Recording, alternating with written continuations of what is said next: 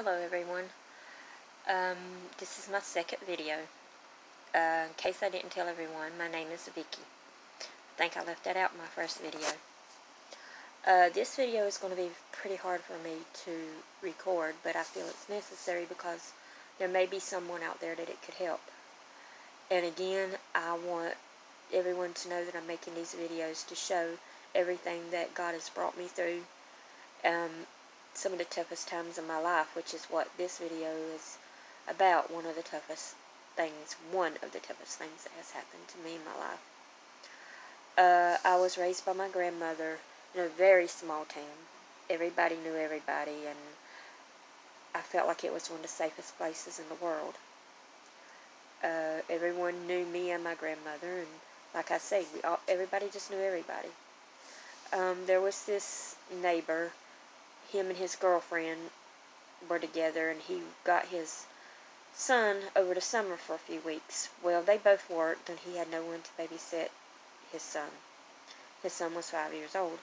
So him and his girlfriend came to my grandmother's house and asked if it would be okay if I babysit for them while they worked. It was only going to be for 2 weeks because that's all he got during the summer with his child. My grandmother thought about it for a little while, and she asked me if it was something I wanted to do. And I thought, I could make a little bit of money. This would be probably a good idea. And I knew the girlfriend. Didn't know a whole lot about him, but I knew the girlfriend. Somewhat. I knew her family. So I agreed to babysit. And the first day I babysitted, everything went pretty good. Nothing eventful happened. They worked, they came home, and then I went home. Child was fine, good, behaved well, no problems whatsoever. Just your average, active little 5-year-old boy. Well, the second day that I went to babysit, things changed. That morning, I got there, the little boy was still asleep, which is common, it was kind of early. The girlfriend, she left to go to work, and the little boy's father, he decided that he was going to ride his motorcycle to work that day. So he told her to go on. They worked at the same place. He told her to go on, and he would be right on shortly. I didn't think anything of it. He walked back to his bedroom, got his jacket, his helmet. He walked back through the living room, and that's when things changed. He turned around, walked back down the hall, opened the bedroom door to his son, made sure his son was still sleeping, closed the door back, and he came back into the living room.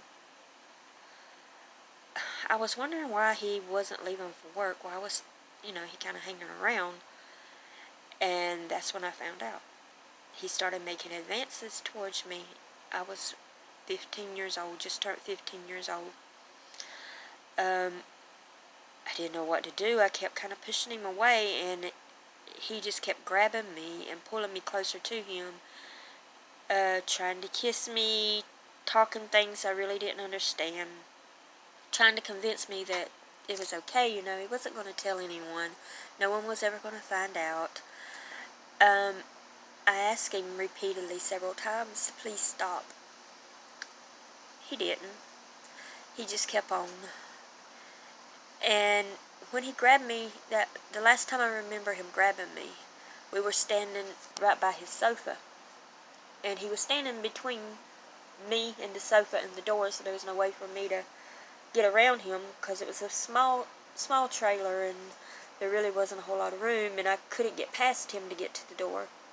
But the last time I remember him grabbing me, he grabbed me and he wouldn't let go. And I tried pushing him away, and I couldn't get out of his grip. And I asked him to please just let me go.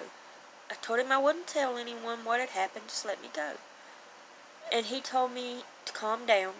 It was okay, and if I would calm down, I would probably end up liking it. Well, at that time I knew I had to get away from him. I had no choice, and there's something really bad was fixing to happen. So I did my very best to get out of his grip and to get to the door. I wasn't able to do that, and I guess when me fighting him, it upset him pretty bad. He didn't like that. He liked being in control, and he didn't like for anyone to fight against him, and he told me that. And the next thing I know, I felt his hand come up across my face, side of my face. Apparently I blacked out, because when I woke up, everything was over and done. And he told me it wasn't that bad. You know, I shouldn't look at it as a bad thing. I should look at it as an experience. And more importantly, I wasn't to tell anyone, ever. Because if I did, he would basically make my life a living hell. And the people that I care for, he would do the same. He would make my life and my grandmother's life a living hell. I was scared. I didn't know. I had just turned 15 years old. I was confused. I was hurt. I was in shock. I ran out the door. I don't know what he done that day, but I ran out the door. And I ran home, which was just, not very far at all from where he lived. And I went in the house, and my grandmother asked me why I was home so soon, and I told her there had been a change of plans. And I went to my room, and I laid across my bed, and I cried pretty much the rest of the day.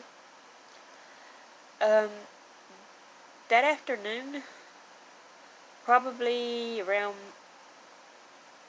I don't know, that afternoon, somewhere probably between 5 and 6, I heard a vehicle come by our house, and the driver just laid on the horn.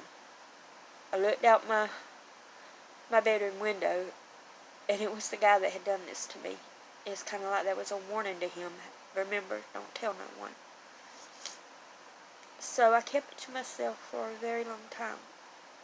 Didn't tell anyone. I was scared. I didn't know what to do. I didn't understand it. I had no clue.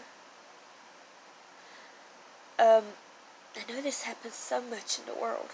So many times young girls have this happen to them. And it was very hard for me, and I suffer from effects of it to this day.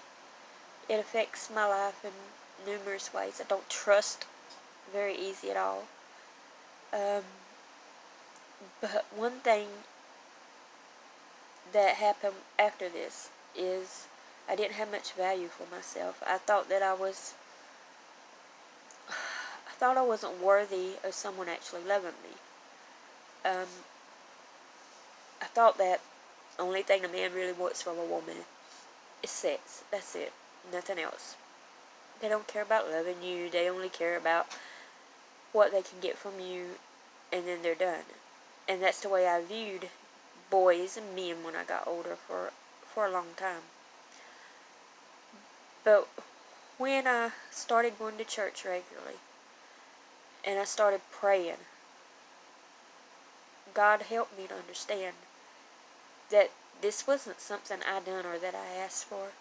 This wasn't on me. It was on the guy that done this to me, the man that done this to me. He was the adult. He knew better.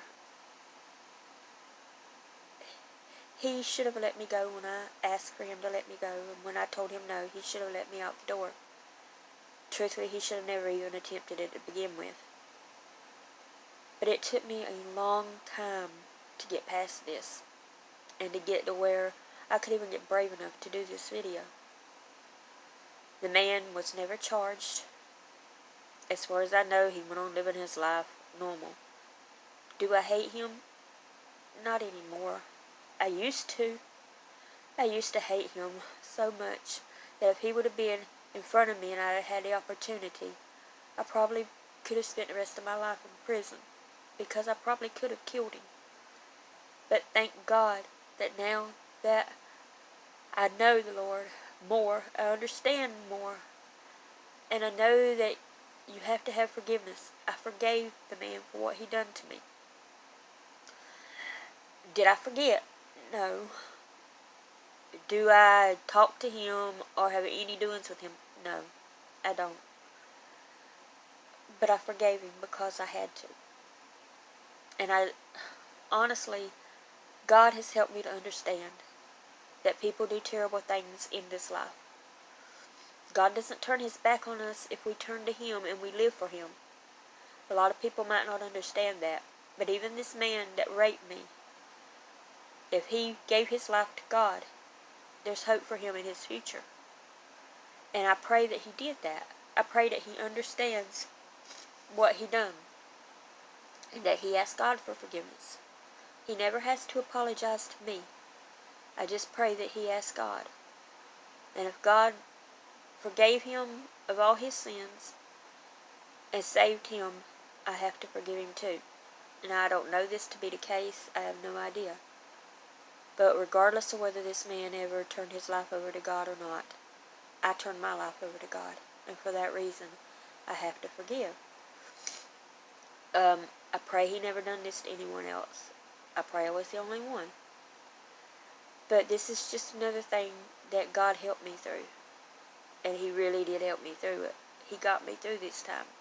It was a really bad time in my life. And he helped me through it. He gave me a wonderful family. When I became married and had children, I got a wonderful family. And I thank God for that. And this is a very, you may can tell because this video I'm messing up probably a little bit, but it's a very hard thing for me to talk about. Like I say, the reason I am is because I want people to know what God has done for me in my life. And God saved me. He helped me to get through this without committing suicide because I thought about it. I felt so low that I thought about ending my life.